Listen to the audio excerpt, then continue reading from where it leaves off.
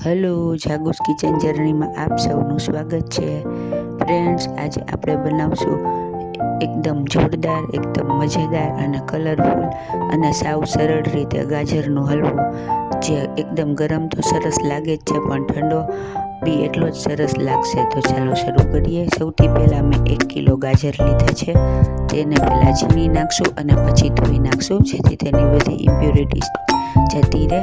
હવે આપણે તેને આવી રીતે મોટી છીણી હોય તેનાથી છીણી નાખશું. તમારી પાસે કોઈ પણ ખમણી હોય તો ચાલશે. તેનાથી આવી રીતે આપણે તેને છીણી નાખશું. ફ્રેન્ડ્સ, આ હલવામાં આપણે દૂધ, મલાઈ કે માવું કશું એડ કરતા નથી. એમ છતાં આપણો હલવો એકદમ જોરદાર અને ટેસ્ટી બનશે. તો આખો વિડીયો જોજો અને છીણ વખતે ધ્યાન રાખજો. જુઓ, મને હાથમાં સેજ કટ પડી ગયું છે. હવે આપણે 2 થી 3 ચમચા જેટલું ઘી એડ કરીશું અને પછી તેમાં ગાજર એડ કરીશું અને છીણને 2-3 મિનિટ સુધી સોતે કરી લેશું. તે સોફ્ટ થાય ત્યાં સુધી તેને સોતે કરવાનું છે. ગેસની ફ્લેમ અત્યારે ફાસ્ટ રાખવાની છે.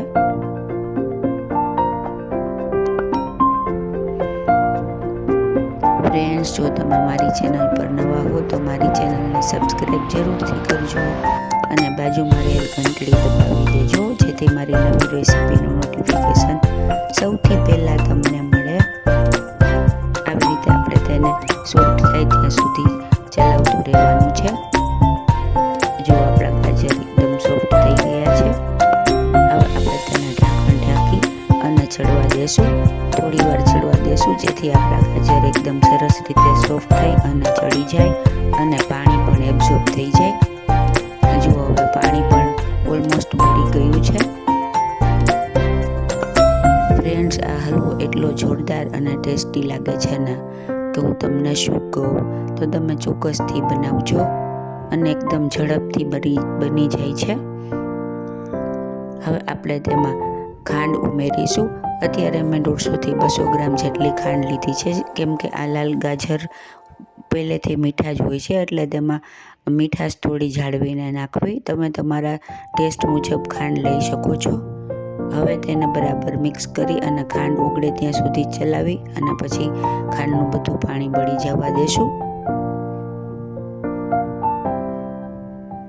ગેસની ફ્લેમ અત્યારે પણ ફાસ્ટ રાખવાની છે, જેથી આપણું ખાંડનું પાણી ઝડપથી બળી જાય અને તેને આવી રીતે વચ્ચે વચ્ચે ચલાવતા રહેવાનું છે. ફ્રેન્ડ્સ, અત્યારે બધા વધારે હેલ્થ કોન્શિયસ થઈ ગયા છે, તો અડદિયાને એવું બધું નથી ખાતા. તો શિયાળામાં આ ગાજરનો હલવો એકદમ સરસ અને મસ્ત રહેશે. તો તમે ચોક્કસથી બનાવજો. આ સિઝનમાં આ ગાજર ખૂબ જ સારા પ્રમાણમાં મળતા હોય છે. જો હવે આપણે અહીંયા મિલ્ક પાવડર એડ કરીએ છીએ.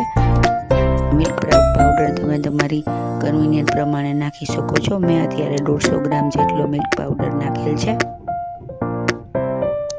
બરાબર લમ્સ ન રહે એવી રીતે મિક્સ કરી દેશું. મિલ્ક પાવડર એડ કરવાથી તેની સ્વીટનેસ પણ ખૂબ જ સરસ આવશે અને તે ઝડપથી બની જશે.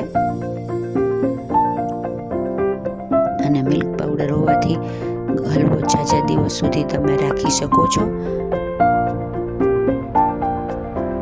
પણ આ રહેશે જ નહીં. તમે બનાવ્યા ભેગું તો તે ખતમ થઈ જશે. ગરમ તો એકદમ સરસ લાગે જ છે, પણ ફ્રીજમાં રાખી અને તમે એકદમ ઠંડો સર્વ કરશો તો પણ ખૂબ જ સરસ લાગશે. આવી રીતે તેને ચલાવતા રહેશું જ્યાં સુધી પેન છોડી ન દે અને ઘી એકદમ છૂટું ન પડે ત્યાં સુધી આપણે તેને ચલાવતા રહેશું. આ હલવો 15 થી 20 મિનિટમાં જ રેડી થઈ જાય છે. જો આપણો હલવો ઓલમોસ્ટ રેડી થઈ ગયો છે અને બધું પાણી બળી ગયું છે. કલર તો એટલો જોરદાર આવે છે ને કે એમાં કશો કલર નાખવાની જરૂર નથી, તો પણ એકદમ સરસ લાલ કલર રેડી થશે.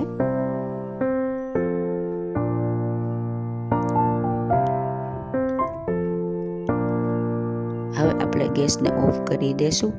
જો આપણો એકદમ સરસ મજાનો કલરફુલ ગાજરનો હલવો રેડી થઈ ગયો છે, એકદમ ફટાફટ, અને ખલાસ પણ થઈ જશે એકદમ ફટાફટ.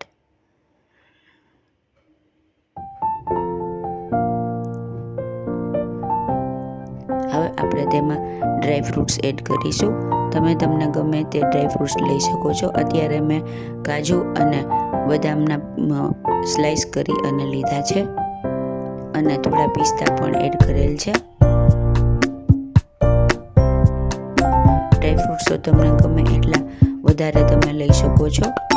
હવે આપણે તેને એક સર્વિંગ બાઉલમાં લઈ લેશું.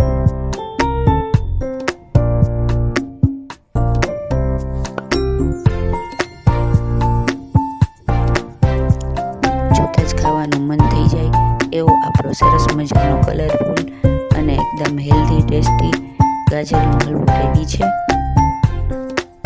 હવે આપણે ઉપરથી થોડા ડ્રાય ફ્રૂટ્સ ફરીથી વપરાવીશું અને કાજુની સ્લાઇસથી તેને ગાર્નિશ કરીશું.